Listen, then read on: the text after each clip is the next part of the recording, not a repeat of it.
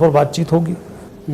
अभी नए मेहमान बहुत सारे जो आपके यहाँ आ गए, उसके बाद से जो घर के लोग हैं वो बड़े असहज हो रहे हैं, ऐसा रिफ्लेक्शन आता है। कभी पवैया साहब के ट्वीट आ जाते हैं, कभी कमरा बंद बैठके हैं गौरीशंकर सेजवार साहब की और बाकी लोगों की हो जाती है। आपके यहाँ सुर्खी पारुल साहू भी नाराज़, तो ये नाराज़गी महंगी तो नहीं पड़ जाएगी?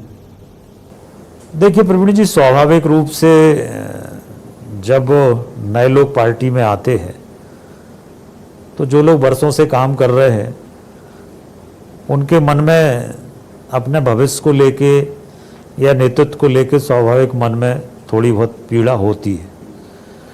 परंतु भारतीय जनता पार्टी की ये विशेषता है कि एक बार पार्टी नेतृत्व जो निर्णय कर लेता है उस निर्णय को भारतीय जनता पार्टी का प्रत्येक कार्यकर्ता स्वीकार करता है और सभी ने निर्णय को स्वीकार किया है।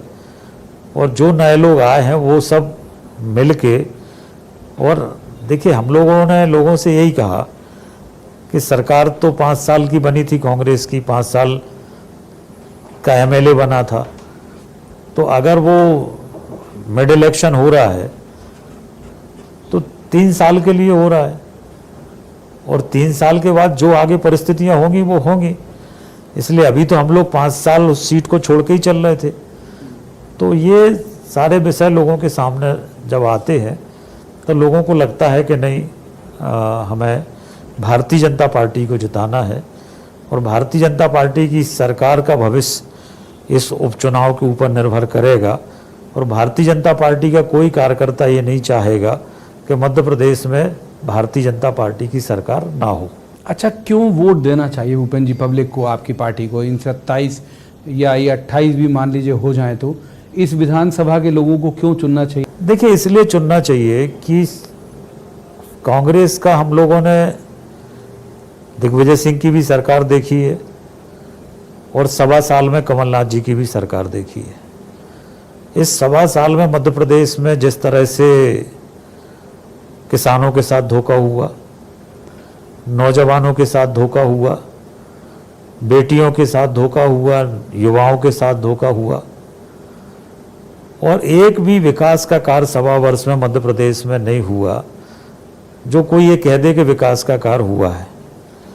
मध्य प्रदेश में अराजकता की स्थिति थी, आतंक का वातावरण मध्य प्रदेश में बना के रखा था। इसका मकान तोड़ दो, उसकी दुकान तोड़ दो, चारों तरफ भ्रष्टाचार का बोलबाला था, ट्रांसफर उद्योग चल रहा था। प्रदेश में कोई भी नई सिंचाई की योजनाएं स्वीकृत नहीं हुई, कोई नए सड़कों के काम स्वीकृत नहीं हुए, कोई विकास की नई योजनाएं नहीं थी, कोई मैदानी स्तर पर मुख्यमंत्री से लेकर मंत्री तक किसी को जाने की फुर्सत नहीं थी। तो कांग्रेस ने 1.25 साल में ऐसा कोई काम नहीं किया कि जिसके आधार पर प्रदेश विकास में आगे बढ़ा हो। मध्य प्रदेश में भारतीय जनता पार्टी की सरकार ने, हम लोग जब सरकार में 2003 में आए तब बिजली का संकट था, तब सड़कों का संकट था, सिंचाई का रकबा बहुत ना के बराबर था। और मध्य प्रदेश जैसे राज्य में हमारे यहाँ ना तो कोई समुद्री किनारा है कि हमारे पास शिपिंग का एक कारोबार हो सकता है, या हम कोई ऐसे राज्य नहीं है जो किसी सीमावर्ती देश से लगा हुआ हमारा राज्य हो तो स्वाभाविक रूप से एक सड़कों का जाल बिछता है, बाकी काम होता है। हमारा राज्य मध्य में है, तो हमारे राज्य में विकास का एक ही आधार था और वो था सिंचाई का रकबा हम बढ़ा के और कृषि का उत्पादन बढ़ाएं।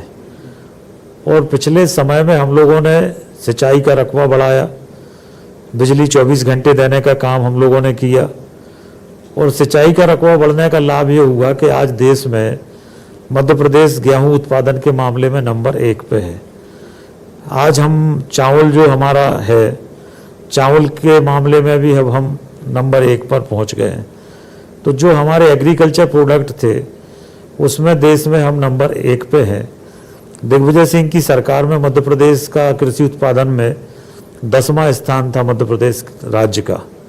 आज हमारे प्रदेश का पहला स्थान कृषि उत्पादन के मामले में देश में है।